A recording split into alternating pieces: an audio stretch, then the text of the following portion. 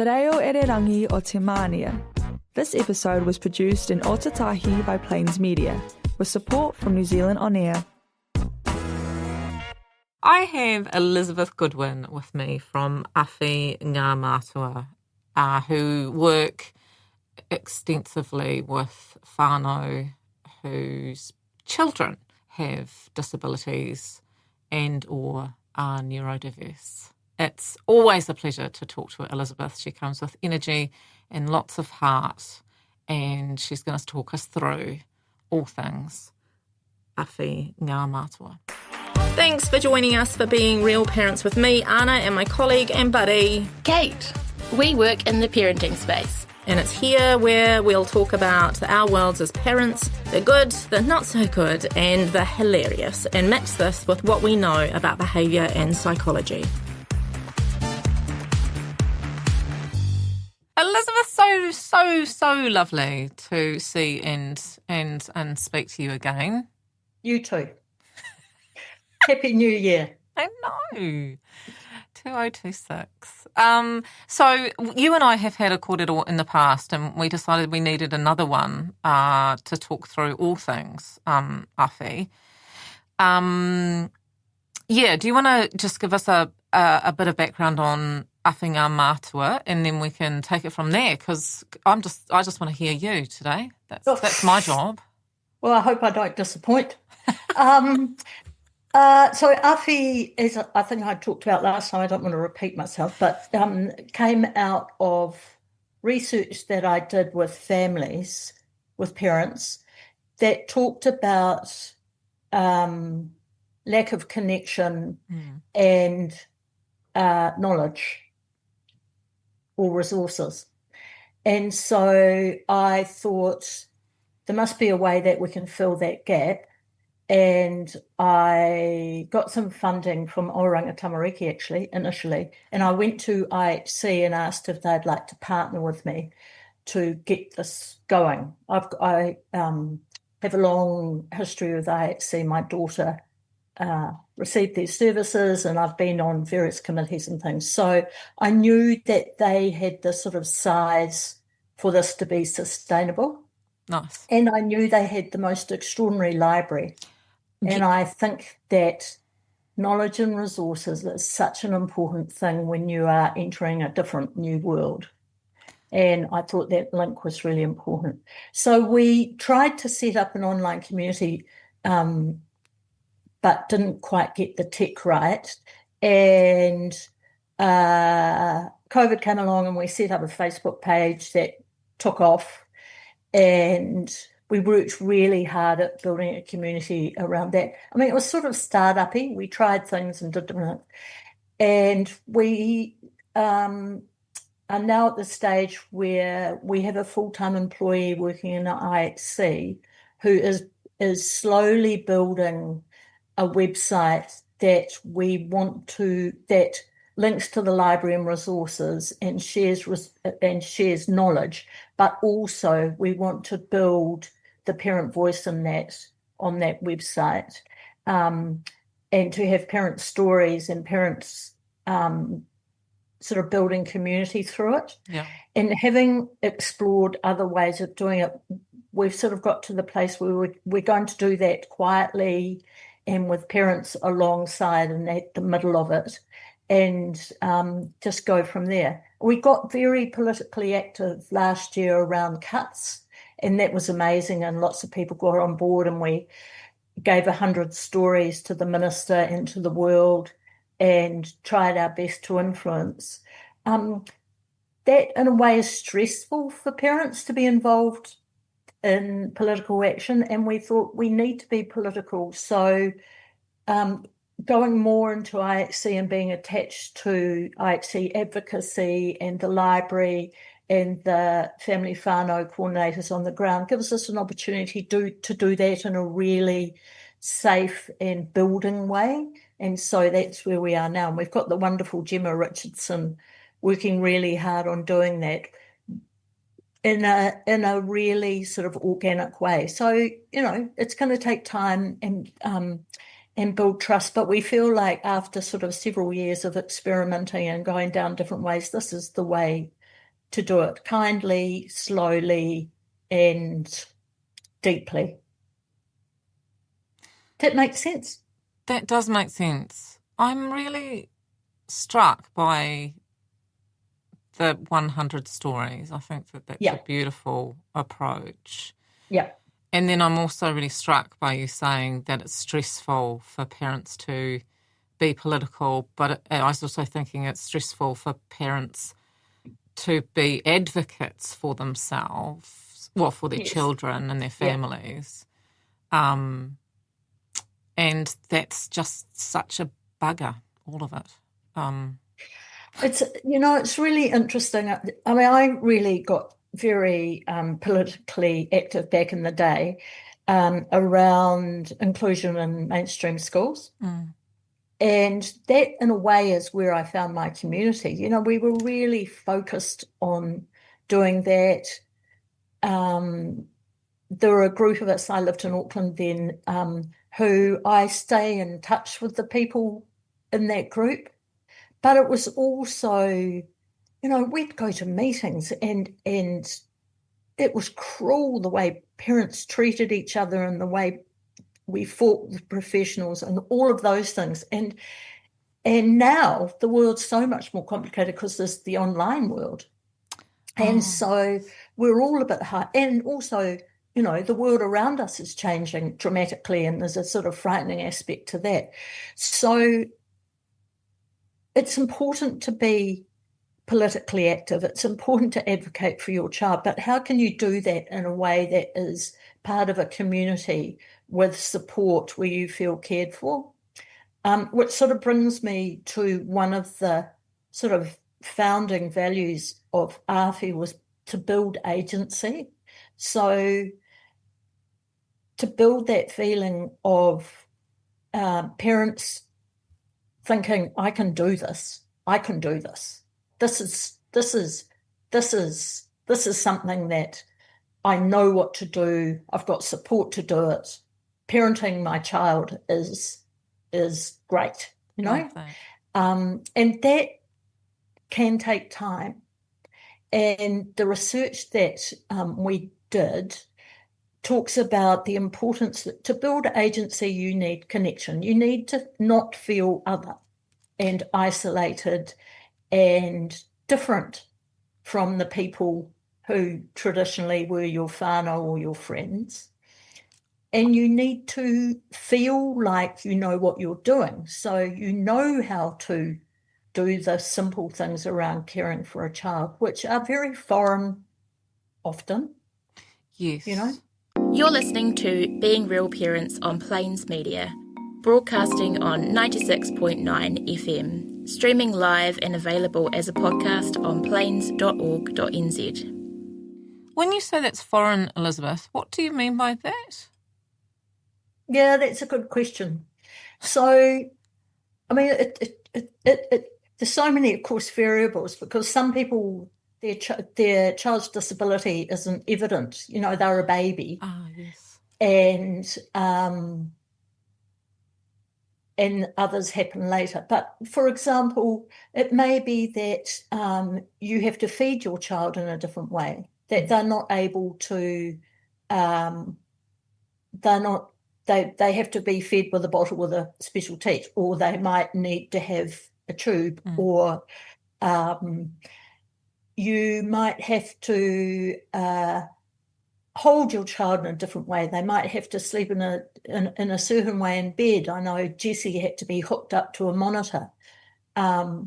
You as they develop, often the differences between other child and the differences in the way you care for a disabled child become more evident. So you might have a wheelchair, or they might take longer to walk, or their talking might be very difficult to understand, but you can understand it, but your family and friends can't.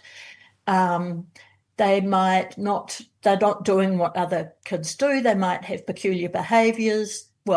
Peculiar or interesting, I'd like to say, that you have to learn to manage. It may be that sleeping's really difficult, so you have to put them to bed in a certain way, or you might be up all night with them. there are Yeah. all sorts of things that are different from the baby you thought you were going to have. Got it. And a lot of things take skill and learning, Yeah. like toileting. Yeah. And it goes back to that thing of, I suppose we think that we know something about parenting. I think no matter what child we have, That's right. it takes us back to, That's right. I know nothing. But I think that's particularly true when you've got a child with a disability, because it's outside of what you expect. No one expects. Yeah, I see. Yeah. And I was thinking before this, I was thinking about where knowledge comes from, of course. And knowledge, a lot of the best knowledge comes from community. It's talking to other parents and getting tips and strategies from other parents. What did you do around toileting? And, I remember talking to a nanny who was caring for her grandson up north, and he was obsessed with Spider-Man. So she put Spider-Man pictures all over her loo so that he would sit there and look at the pictures and he'd stay still for long enough, for things to happen. Well, you're not going to read that in a book. No, that's true. Yeah. And another really great example of that was when Jessie was about 3, I suppose, 3 or 4, a friend of mine asked me to lunch to meet a younger mum with a younger child like Jessie. And we were sitting there with our girls on our knees, chatting away. And she said, "Oh, just prepare yourself. It's medicine time." And she got out the medicine and she, weighed it put it into the sort of spoony thing. And the child started screaming and arching her back and wiggling and spitting. And she just didn't want to take the medicine. And I looked at her and I said, "Why don't you get that in tablet form and stick it in her food?" And she went, "Well, no one's ever suggested that." And it was like such a simple thing that she did, and immediately all of that behaviour and all of that stress stopped. And that's not because I'm a supermum, it's just because I've been through the same thing. And I discovered that you could, if you put a tablet and a bit of food, it goes down. Yeah, so and it's not stressful. Yeah, and you need connection to do that. You need to have space to chat to people and get to know people and become part of a community and to share those little things. And you see that on Facebook all the time. Parents swapping tips, and that's great. Facebook scrolls through, it's not searchable, and those wonderful conversations disappear. So one of the things that Awhi wants to do is to have those in a searchable way, so you can go through and you can look for those tips and strategies and sort of immerse yourself in reading on a more static website. Beautiful. Yeah. We started off this conversation by me recognising that, advocacy was stressful, and then you've just completely turned that on its head to say advocacy is connecting, and that's a cool and groovy thing. Yeah. Yeah. Love that. Yeah. It would be really great. I look at the disability community now and harking back to my day, there was one provider. It was IHC. Well, there were more, but IHC did intellectual disability. CCS did physical disability. The Blind Foundation did visual. And there weren't a whole lot of providers and a whole lot of organisations. And the Down Syndrome Association, the Autism, I can't remember what it's called, they came out of IHC. They began there. Interesting. And then they went out. So the world was a lot less complicated in a way. The system was this one route, really. And now there are all these different, competition and all that sort of stuff happened. And, there's lots of good and bad in that. But so the system is a lot more complex, and so is finding a place. Like, where is my community? Where do I find people like me? Yeah. And you can do that online. But I think there's a step missing in And I think I think the world is sort of struggling with what that step is. You know, people are really busy, and coming to things in person can be hard. So where is a place where you can go and, you know, awhi means to hug parents. So where is a place that you can go and you can wander and you can look and you can look at research, you can order a book, you can get a video, you can tell stories, you can read stories, you can feel, this is for me. This is a place where I go which doesn't have judgment, which is based on evidence and experience and research, which is, and yeah, let's see whether we can create that. Yeah, I'm feeling the word comfort or something. That's right. Yeah. And don't we need that? Don't we just need that comfort? And it's that thing of, again, feeling other. You know, I mean, that will be different for different families, but, you know, you walk into a school hall with a child in a wheelchair, and no one else is like that. You know, and it's confronting. It is confronting. It's difficult until you start connecting with those other parents and with that school community, and they know about your child, and they know, and they feel comfortable about coming up and talking to you. You know, all of that's so important. Does that make sense? Yes, it does. It's kind of like, the care of our child, not just seeing their difference. Yeah. That's right. That's right. So seeing their personality and their learning and their, you know, their excitement and their joy and, all that stuff. Yeah, I get it. I'd sort of developed a nose for people who I knew got us. And my other daughter had a friend at school who always engaged with Jessie, always engaged with her, and I just loved it. Love it. And when Jessie went and lived in her round the corner, and she had carers looking after her, I rang up that friend and said, would you like to be a carer for Jessie? I mean, this was 10 years later, and she said, yeah. And so she was a carer for Jessie for years and years and years. Wow. Yeah. They're gifted people, aren't they? I would call those people gifted. You know, we have a term for gifted, but when you've got somebody that's so wholly accepting and loving, and actually has that sort of, I don't know what it is, whether it's empathy or what it is, to just go up and chat to her, which other people, it doesn't occur to them. I mean, they're still great people, but it doesn't occur to them to go up and kneel and say hello.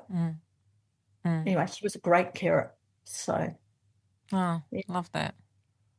And that's sort of one of the things when I was thinking about today about creating community is spotting people, and you find them in extraordinary places, but spotting people who get it, and also educating people. You know, I didn't want to. I thought it was important that my friends knew about what was happening with Jessie, and so I tried to take the time, I think, to tell them. Maybe I didn't always. I probably should have. This is what's going on. This is what she's got. This is what she needs. This is, you know, when I'm at your house, I don't know, she could sit in that chair, you know. Could she sit in that chair? Because she can't, she needs a strong, you know, stuff like that. And sort of, I mean, it's exhausting often. And I remember one Christmas with, you know, big family Christmas, and Jessie was there in her chair, and people just ran past her all the time. There were a whole lot of kids, and in the end I just said, stop. Will someone come and say hello? You know, just, it's so confusing for her that everyone's running around making this noise and no one's engaging with her. And that was I felt like I was being a grumpy old aunt, but actually, I think you got to do that stuff sometimes. Well, it's more of that advocacy, isn't it? But it puts is. you in an uncomfortable place having to do that. Yeah. And it wasn't that they didn't care about her. It's just that they didn't know. Actually, one of those kids is now a doctor, and he comes to see me every now and again, and he used to always engage with Jessie and always sit and talk to me about her. He was really caring. It was wonderful. And I've never asked him, but I always wondered whether she influenced his sort of bedside manner a bit, Yeah. Speaking of questions, would you want, like, if I was with you, with those times with Jessie, would you want me to ask questions, or was that invasive and hard? Yeah, I definitely. Okay. Ask questions. Yeah. Nice. Yeah. I suppose, when things are tough,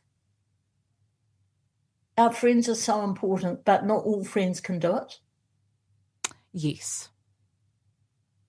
And so some friends you carry on having a fairly superficial relationship with, and other friends go on the deep dive with you a bit, and that's so precious. And I think, and there's no sort of judgment or blame attached to those friendships, but just embrace and love those friends who do it deeply with you, because they are so precious, and they are the ones who will ask questions and won't be scared of the answer and won't be scared of asking the question. And there's a bit of a trust, and it's a precious thing, and that's in everything we do. Agreed. We've got about 4 minutes left. God, that went quick. I know, didn't it? Just sorry, Nico. Just if you take that out, that's great. But I wondered whether or not we bring that back to Awhi, because yeah. So what I'd say to anyone out there is that Awhi is open. Awhi is about the hug. Yes, it is. I feel that. So it's not a thing that's been, pushed out there from Wellington. It's a thing that is open to the community and how the community wants it to be, and the community stories. And as I say, Gemma is always, she's the curator.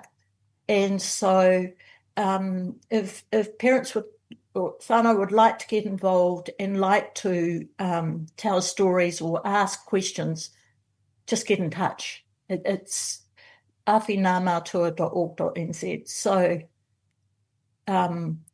let's just together make it into something extraordinary. I just think it's an amazing opportunity, and the openness of IHC to do that is fantastic. Yeah, it's generous, isn't it? And very. Yeah. I love that. I love that kind of collaboration, and it's more of finding the people, isn't it? That and the invitation's there. Yeah, people at the heart. Yeah. Love that. I also want to just quickly plug IHC Library. Amazing. Isn't it? Amazing. If anyone has, I think you can just go online, can't you, to order the books and get organised. Yeah. But if you get the opportunity to go there in Wellington, go there, because it's got incredible views. It's full of books that I just want to take home, or I just want to snuggle up somewhere, amongst it all, and look at them, read them. And it's got books for children as well. It's got, it's extraordinary, and it's so important that in this world of misinformation, that we have a trusted source, and it is extraordinary in there. I went through the journals looking for interesting articles, and it blows your mind what's there. It's just extraordinary. Yeah. How to teach children with intellectual disabilities how to ride a bike. I mean, everything is there. It's amazing. I know. I love it. I love it too. I was absolutely blown away. I thought it just brought me real joy. And that's a beautiful thing.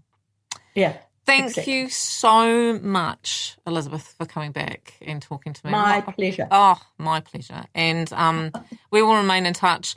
Please reach out to Awhi Ngā Mātua. They are a beautiful team, beautiful people, and and are there for everyone. All right. Love your work. See you, honey. See ya. Bye. Awesome. Thanks for being with us today. We hope you've learned that while parenting is challenging sometimes, that's totally normal. It's been fun having you with us. Keep being amazing.